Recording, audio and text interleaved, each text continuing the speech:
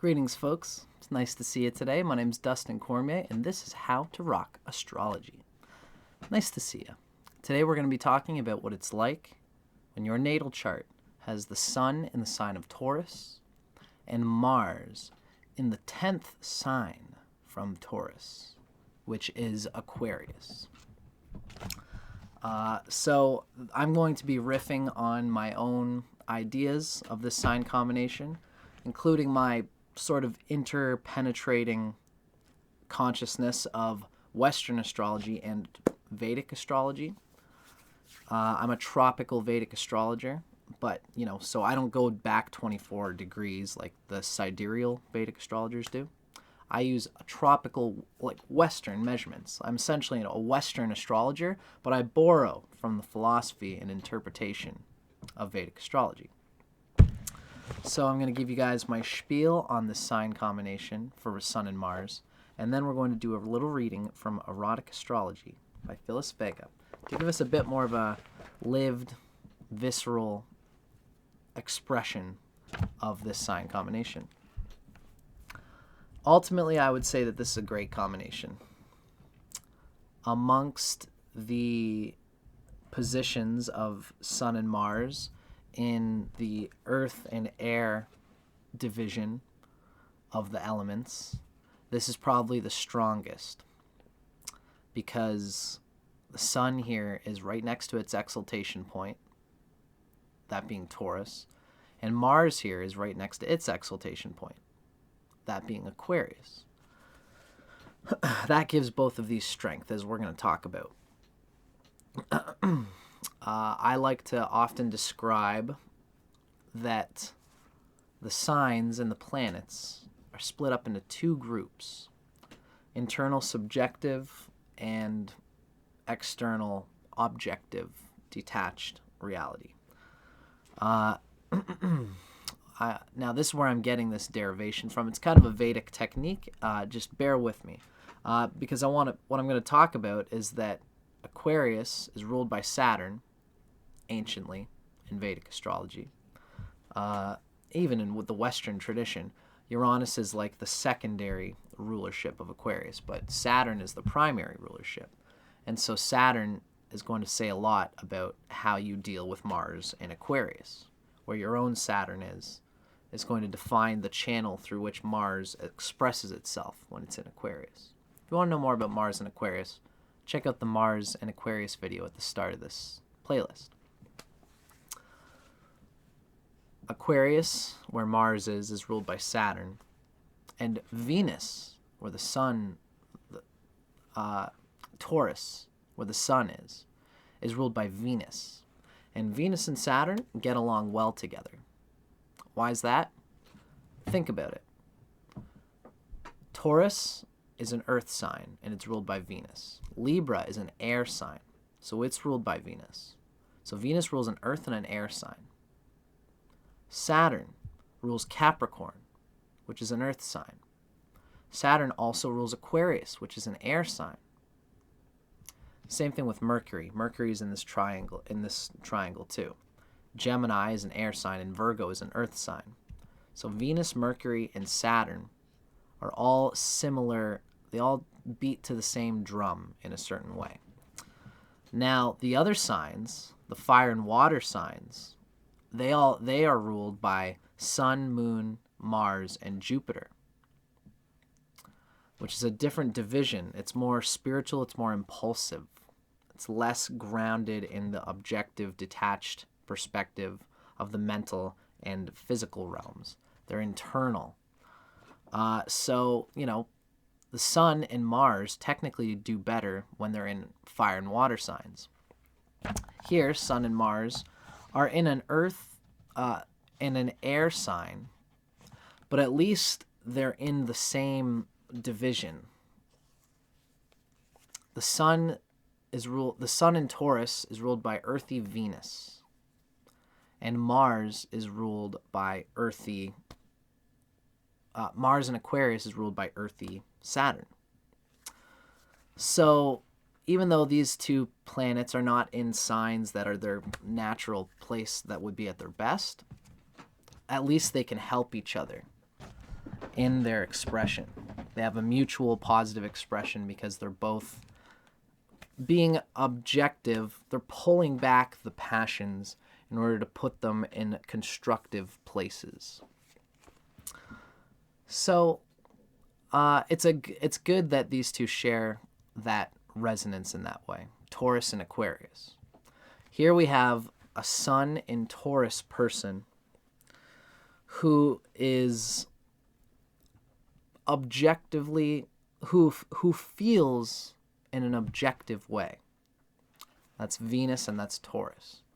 It's Earth fixed through the nature of Venus, which does feel, but it's in an objective, rational, sensible degree of feeling. Taurus Sun can be very luxurious, very chill when things are chill. They're chill when their life is chill and there's no ruffles, because they love things to be smooth, and the smoother things can be, they capitalize on the energy that Taurus capitalizes on the energy that comes from them holding on to their comfort, holding on to their endurance. In fact, one of the reasons that Taurus is such a bull is because they know how to gather to themselves the comforts that they need to do, the resources, the support that they need to have in order to bull and endure through their job, basically, through whatever work they do, whatever their ambitions are. And they can be quite ambitious. But typically, usually, it's in order to get the coziness, the material acquisition, the wealth, and to get themselves and their loved ones on easy street, to give their loved ones the resources that they need to go farther in their lives. Something here is but that one thing. So Taurus, as much as they want to just sit and lounge and chill and drink and have some grapes and just be luxurious, as Taurus so loves to do, as every Taurus loves to do, they can, especially men, they can also be hard workers who are attached to the idea of hard work, but even the men can burn themselves out by they get frustrated that they can't chill like they would want to. So the only way for a Taurus Sun person to really be able to chill, the best and most, they know this, every Taurus knows this, is that I have to be rational and sensible and reasonable and logical, and I have to have a good Saturn. I have to go and do the work. I have to take care of all the problems that might manifest and surface in order that there are no problems, in order that I can chill, in order that my life can be smooth. And so this Taurus, Taurus Sun is just about this. It's not as courageous. It's not like the Sun in Aries where the Sun is exalted. It's not necessarily going to do things for the sake of the challenge, for the sake of pushing itself to its best and exalting its spirit to the farthest that it can. Taurus is good at doing that and will push to go as far as they can in whatever it is that they feel is inspiring to them. And Venus here will help to describe what that is. If Venus is in Aries, then this is a Taurus who's good at gathering the resources they can do in order that they can push themselves to their heights, to challenge themselves in the way that Venus and Aries would. But the Taurus and Sun ego is ultimately concerned with managing and taking care of and attracting that which will push them farther, support them in pushing them farther in their lives. And this includes their relationship. This also includes food, all the things that we know Taurus holds on to in order to get them farther. And they need to push themselves.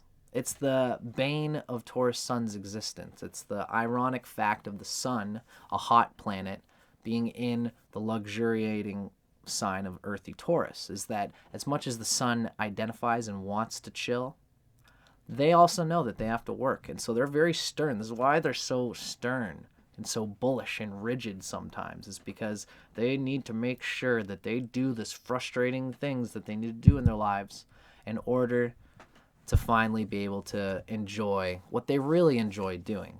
Whatever they might be a musician, they might be somebody who slowly builds on their music at the end of the day, Or, you know, they might be somebody who is an artist, or somebody who enjoys watching movies, somebody who enjoys reading. It's got all these novels that they want to read through, and they want to have a good job that it at least allows them to get all the things done so that they can do whatever it is that they love. Now, the way that this Taurus personality goes about doing this, you know, Mars, for everybody, Mars is the general. Mars is the planet who gets done what the king, the sun, wants to get done.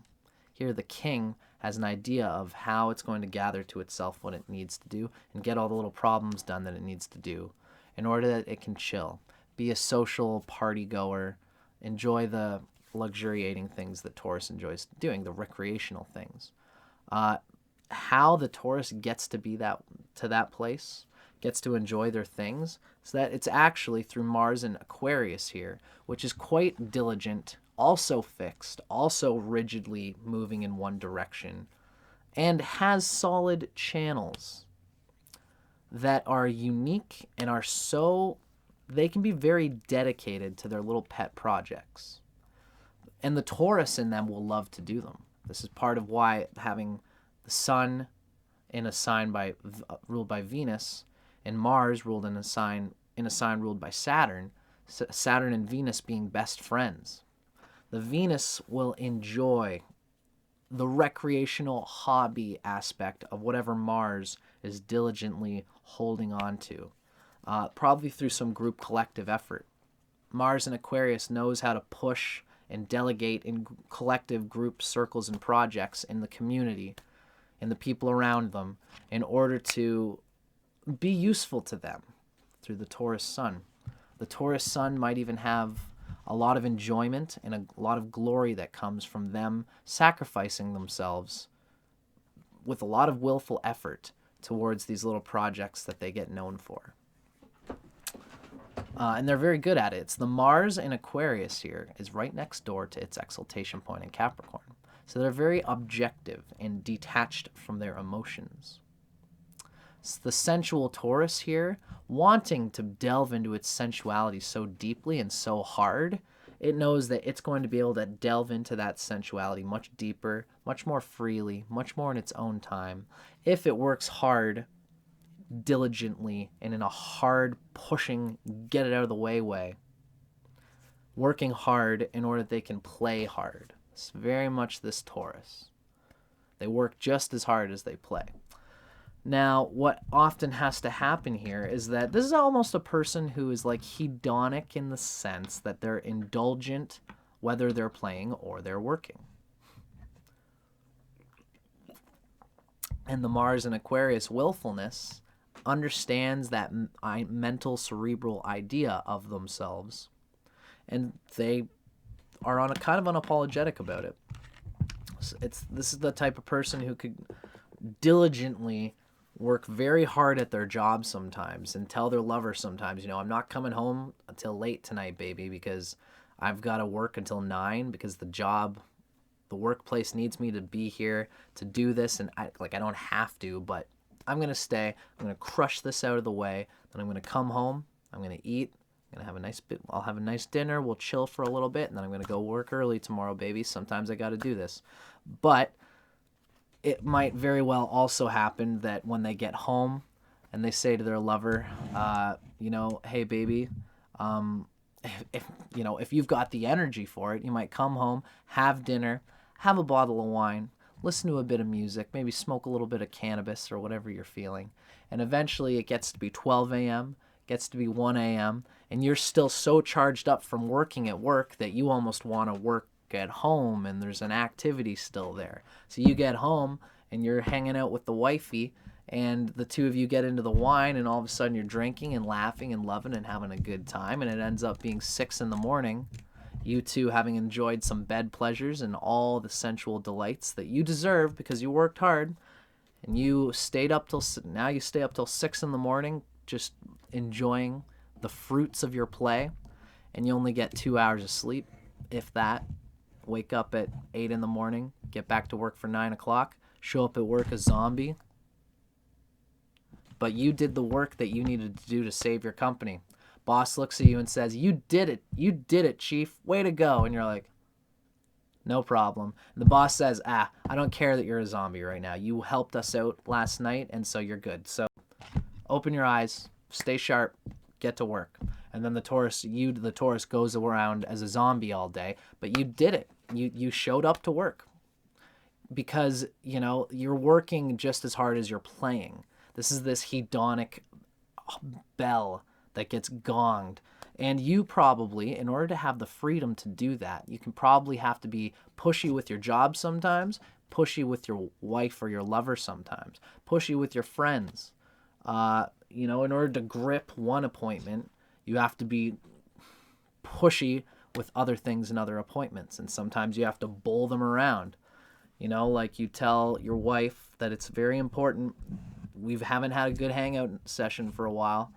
Friday night, no matter what, we're going to go on a date. We're going to go see a movie, and we're just going to let the world fall off our laps like water rolling off a duck's back. Then Friday comes along, and a work project comes along that ultimately, again, this is you being objective about your feelings. Taurus is detached and objective about their feelings. Now, if the Taurus has developed enough trust, which is going to be very important to you, if you develop enough trust with your partner, emotional trust, this Friday thing might happen. You promised them 2 weeks ago that no matter what, we're going to have this date. And then it happens that Friday, an opportunity comes along for you to do something for a client. And if you do it, you're going to get like $1,000 or like a huge bonus from work. You as the Taurus, because you're constantly building trust with your lover, if you have a good Venus especially. It's your Venus and your Saturn are going to define whether you can do this kind of thing. You can go to your wife, and if you've been developing trust with them, you can say, "Honey, check this out. We have the opportunity to get lots of money, to have much more enjoyment. I just got to go to work and do this stupid thing. So I'll make it up to you." So this is you just, even though you are so willful, no matter what, I'm going to get that date with you on Friday. As the page turns and a better opportunity comes along for your mutual energy field with you and your wife, you've just got to be just as rigid in telling your partner, "Sorry, honey, this is a good opportunity for both of us. Don't you agree?" And if your partner doesn't, maybe at that point you can compromise and say, "Screw this thing with the job." And you, being the willful person that you are, will just do that with your job. "Hey, I talked about it with my wife, and it's actually not that worth it for us. We haven't seen each other for a while, so shove it up your ass. Get Steve to do it. He hasn't done anything for a while. Just get him to do it." Again, it's your Saturn. If your Saturn is strong, then you'll be able to wield that Mars in a much stronger way. Because if you are diligent and do all the things at your job that you need to do, taking care of all the little details, assuring your job that you are a stable partitioner there, and that you will make up for it, then you'll be able to say, I'm not going to work this Friday, no matter what, because me and my wife have promised each other, no matter what. Sorry, Steve. Sorry, boss. Not happening this time. But just catch me again. Always talk to me. I'll be available, So that's a great thing to be able to have, except that it can be pushy. As Westerners, I'm sure know, the Sun and Mars are kind of square to each other here. I wouldn't define this by the Western square because I'm a tropical Vedic guy. How I would describe it is that Mars is in a cardinal sign from the Sun.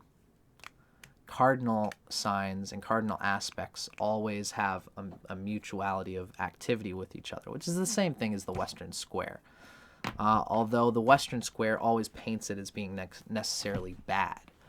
In tropical Vedic astrology, we wouldn't even necessarily consider this to be an aspect. Although, the Sun here is Mars is in the 10th house from the Sun. And so this Mars has the objectivity, the grip, because Aquarius is the natural 10th house from Taurus. And the 10th house is the top of things, not the bottom, not the subjective feeling, not trying to establish a foundation. It's the top of things, which is trying to get the most out of the situation. So Mars here, being in Aquarius, is naturally inclined to push the emotional trust with your wife in order to get the most out of your job. That's what the signature says here. You're going to push your friends in order to get the most out of what is your highest ambition. And in the same way, even, you'll go to your boss, who you probably want to be comfortable with.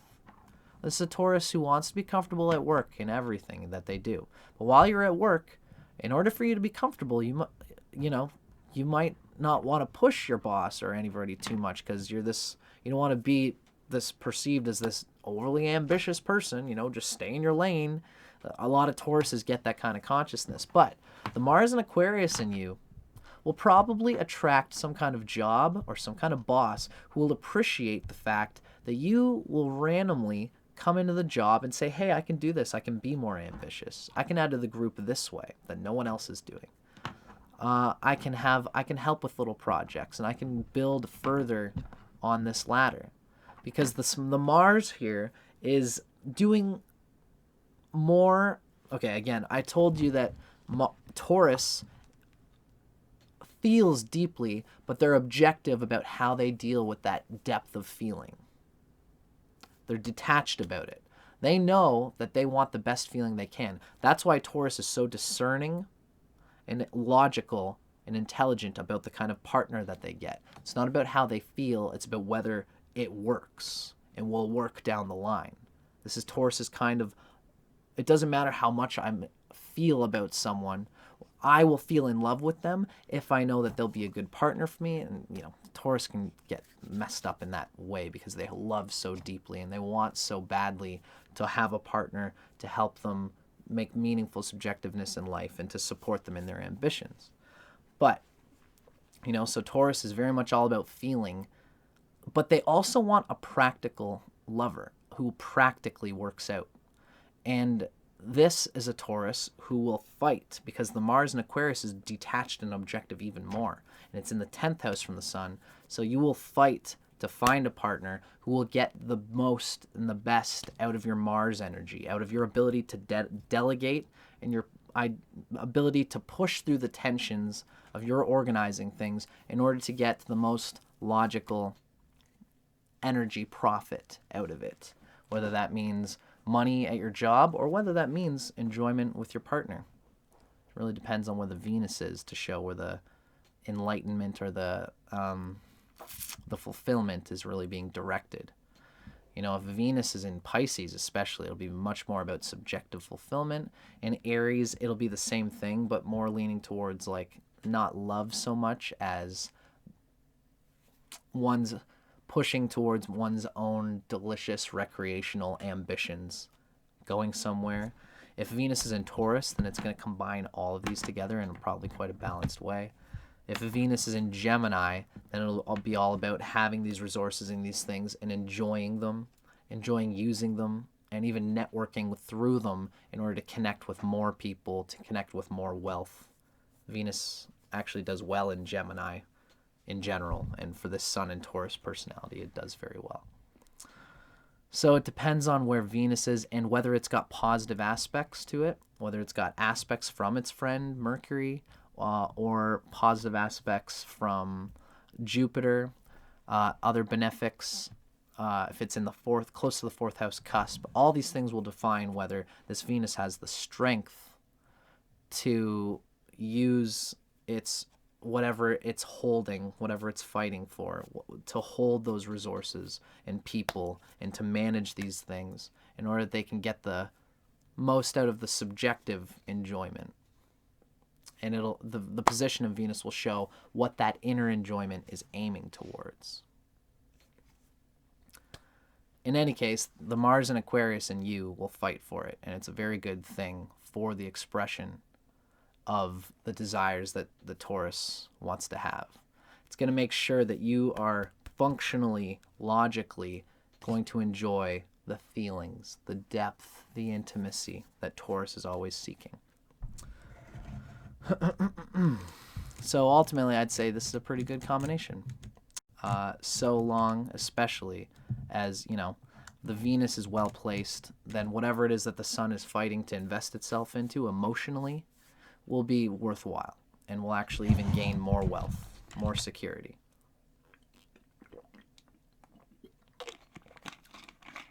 Saturn will show whether you can keep your life together while you sacrifice extra time into these subjective, meaningful things, right?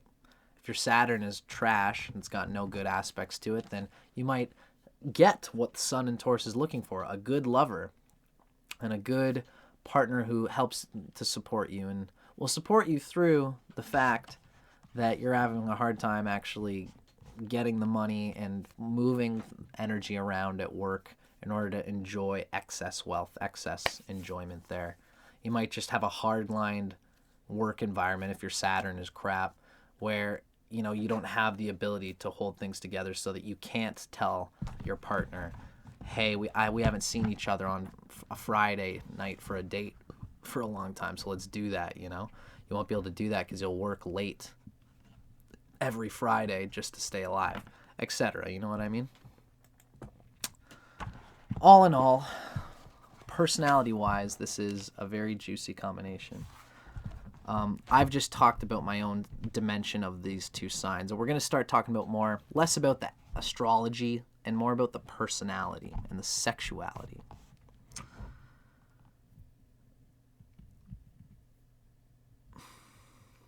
So Taurus's indulgence and sensuality is tempered by the mental compulsion and willfulness of Mars and Aquarius. There's somebody who can be very sensual and just enjoys all the kissy and the atmosphere and all these things.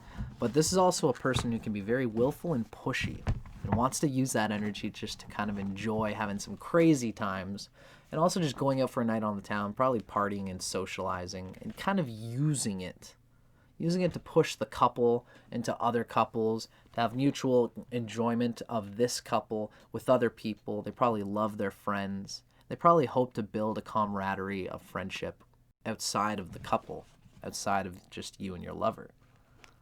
Again, your Venus will define and your Saturn will define whether it's easy for you to do that, whether you can commit to engagements and etc., whether it's subjectively meaningful for you, right? This is a Taurus who can find secret ways of pushing past your limits in comfortable ways. That's the Taurus. In order to best harness the endurance and fortitude of Mars's detached energy, you can push yourself through the Mars. You can push yourself through this Mars to be a bit less kissy-kissy. Kind of treat your lover a bit more like a friend. What can we do with each other?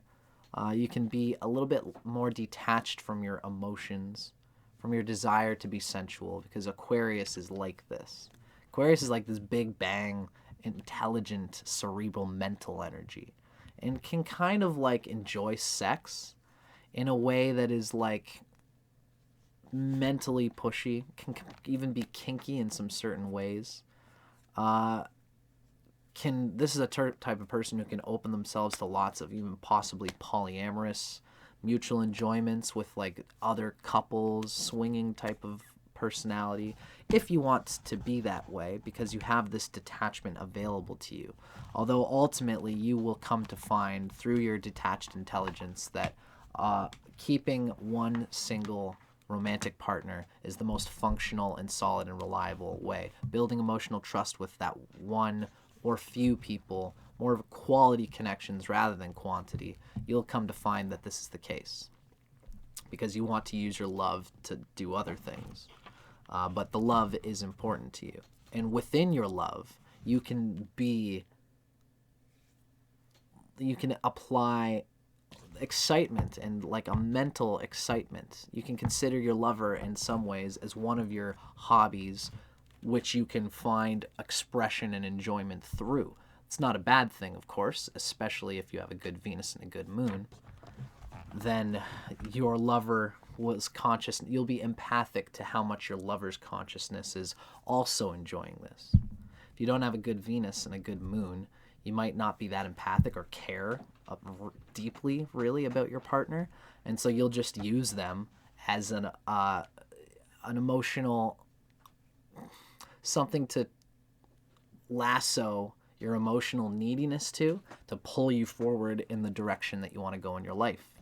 You know, because in this case, the Taurus and the Aquarius and the Saturn are kind of, the Sun and Mars are being pushed through these things, pushed through your relationships in order to get them farther. That's the pattern. That's the outlying pattern, is that in some ways you need to use your relationships, Taurus, Venus, in order to get you farther in life. And you're gonna. At some deep unconscious level, you're gonna think of it that way. Could even be hot. You know, you let your, allow your partner to be a vessel for your enjoyment. I don't know. It's more top energy than anything, but I digress. In any case, that it's going to be the Venus and the Moon that shows whether, this pattern of yours is there, leaning very hard on your partners and your relationships and those close to you who are meaningful to you. And if you have a good Moon and a good Venus, then these things that you use to get you farther will also be meaningful. And you will enjoy letting those people be a part of this ride that you're riding. Ultimately, you have the ability to, again, use your partner as a hobby, or to consider your partner as a channel among the many things that your partner could be. They're your partner first. Again, if you have a good Moon, good Venus, they're a partner first, they're your lover first. But on top of that, they do also happen to provide you a good channel for the enjoyment and expression of what your Sun and Mars are trying to do.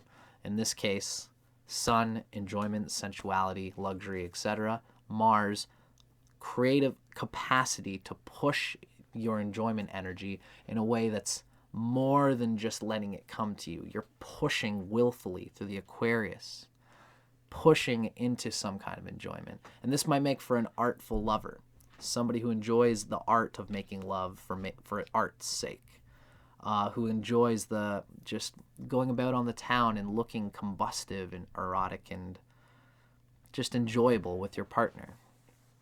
You might have a good capacity for tantra with this energy too. There's a tantric energy available here.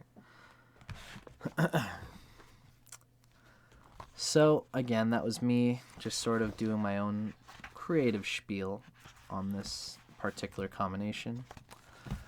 Now we're 30 minutes in, and I do want to get finished with this video at some point. So let's finish off this reading with a little bit of a reading. This is going to be from Erotic Astrology by Phyllis Vega. Now that I've filled in a little bit of my own intuition on this sign combination,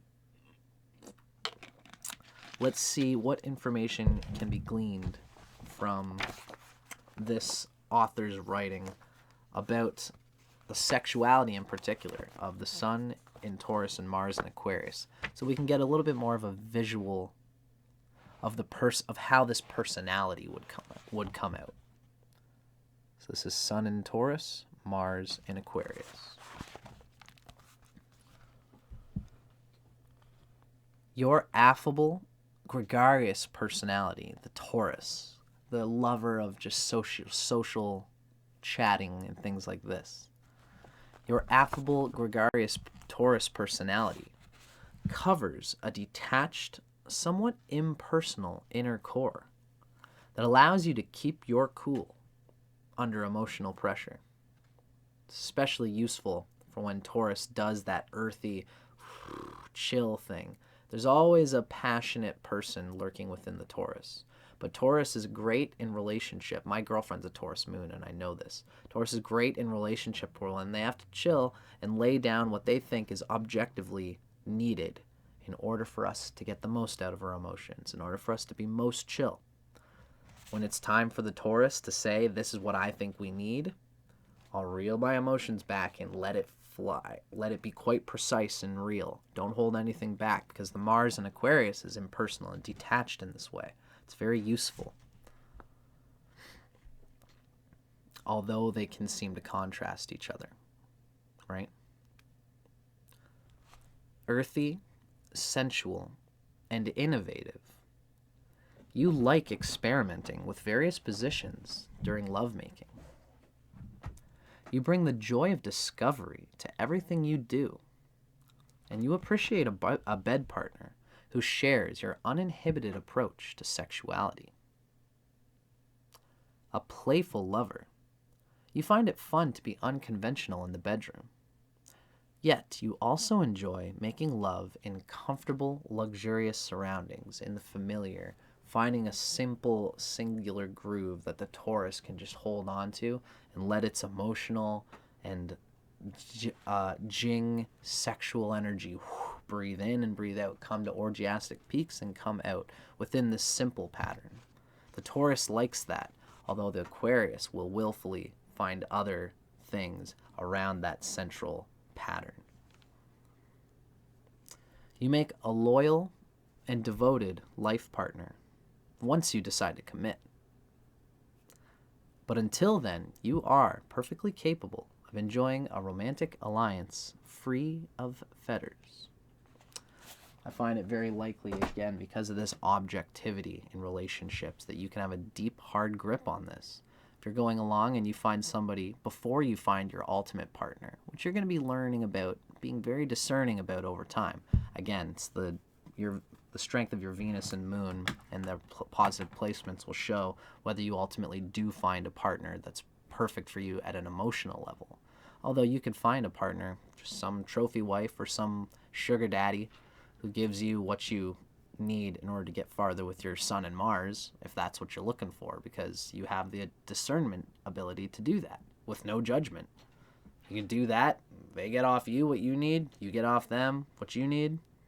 And we can all just keep going along in our lives. See you later, Silver Daddy. I got what I need, and I'm going to go further. And then you might find, after you do those kinds of things, at some point, you find a lover who is worth it at the heart level, and you can just scrap all the crazy things that you did before in order to get to that person, right? But until then, until you find the person who you want to connect with at that heart level, you might just enjoy learning about yourself, your own sexuality, what sexuality is, what makes people tick erotically. And you might be a person who gets a good sense of that. And when you finally get that lover that you like, you'll probably have lots of experience and lots of mentally worked out ways of ringing their bell in all different varieties of ways. Makes for a rock and roll juicy combination sexually, like I said. Probably one of the best combinations available for Tantra and tantric alchemy, Kama Sutra, this type of stuff. So, this turned out to be another long video. I'm Dustin Cormier for How to Rock Astrology. I hope you guys enjoyed that. Let me know in the comments if you did enjoy it, and feel free to like and subscribe if you are digging the way I'm doing these videos, because I got more coming out. I got a whole slew of videos coming out in the next little bit. So let me know how you like it, folks. Thanks for watching. I'll see you guys in the next one.